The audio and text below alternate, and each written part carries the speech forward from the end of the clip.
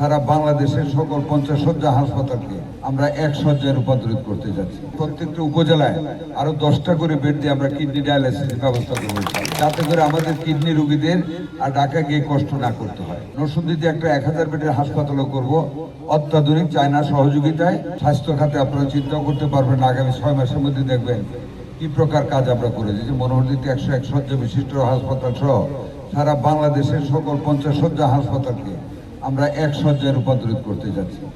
আপনারা শুনে আনন্দিত হবেন। আমরা বলেছিলাম যে আমরা স্বাস্থ্য সেবাকে জনগণের দোরগোড়ায় পৌঁছে দেব। আমরা শুরু করেছিলাম এসে প্রথম মাননীয় প্রধানমন্ত্রীর পরামর্শক্রমে প্রত্যেক মেডিকেল কলেজ হাসপাতাল যেগুলি, সেগুলিতে 50 বেডের ডায়ালিসিস কিডনি, যেটা সবচেয়ে বেশি এখন রোগটা দেখা যাচ্ছে, আর জেলা সদর হাসপাতালে 10 বেড কিডনি ডায়ালিসিস হাসপাতাল। আপনারা জানেন আমি নরসিংদীতে একটা মেডিকেল কলেজের অনুমতি নিয়েছি এবং কাজ শুরু হয়েছে। এবার ছাত্র ভর্তি হবে, সেই মেডিকেল কলেজে 50টা ডায়ালিসিস সেন্টার হবে, সিট হবে, বেড হবে।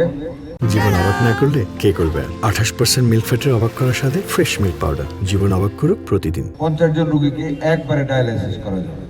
সারা বাংলাদেশের প্রত্যেকটা উপজেলায় আরো 10টা করে বেড দিয়ে আমরা কিডনি ডায়ালিসিসের ব্যবস্থা করব, যাতে করে আমাদের কিডনি রোগীদের আর ঢাকা গিয়ে কষ্ট না করতে হয়।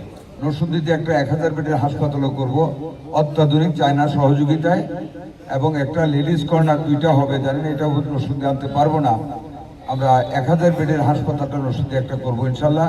আমাদের এই জেলার সর্বস্তরের মানুষ এই আধুনিক সেবার সুযোগ পাবে। এইভাবে আমরা প্রত্যেকটা কাজ হাতে নিয়েছি, শুধু স্বাস্থ্য মন্ত্রণালয়ের না, সমস্ত মন্ত্রণালয়ের সমস্ত কাজ ইনশাল্লাহ আমরা হাতে নিয়েছি।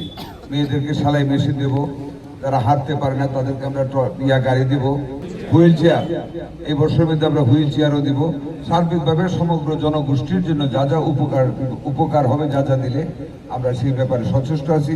ইনশাল্লাহ আমরা আপনাদের পাশে আছি, আপনাদের পাশে থাকবো। নির্বাচনী প্রতিশ্রুতির উপরে আমার যত প্রতিশ্রুতি আছে সবকিছু আমরা অক্ষর অক্ষর পালন করবো ইনশাল্লাহ।